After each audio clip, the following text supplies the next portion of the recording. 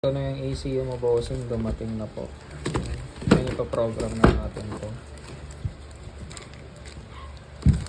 Ipaprogram na natin.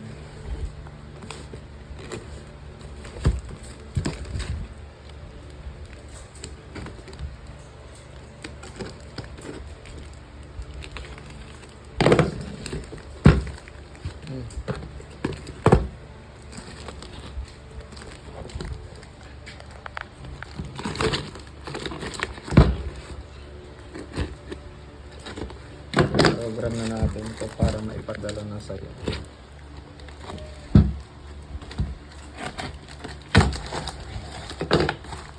Galing ano ba yan?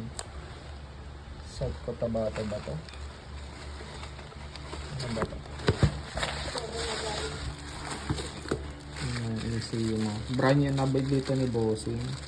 Ewan ko saan niya nabili. Ngayon, ito is nakaprogram na sa ibang receiver.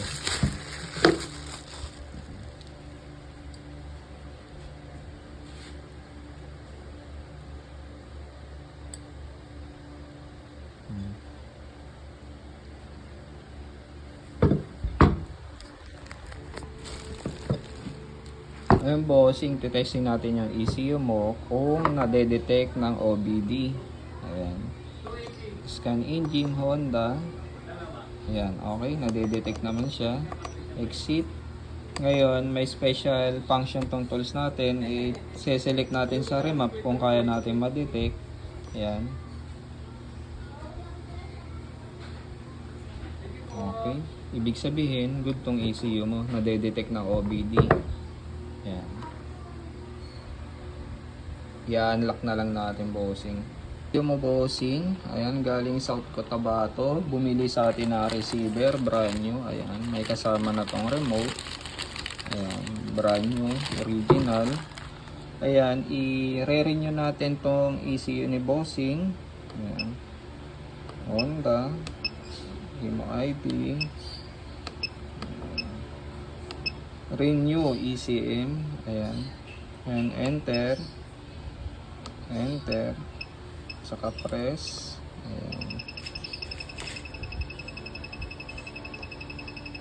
Saglit lang to, bossing. Ngayon, kung may mga problema kayong ECU na nakapares sa iba, Yamaha o Honda man yan, pwede nyo ipadala dito. I-program lang natin yung ECU, tapos malalaman natin sa Honda kung may damage yung ECU.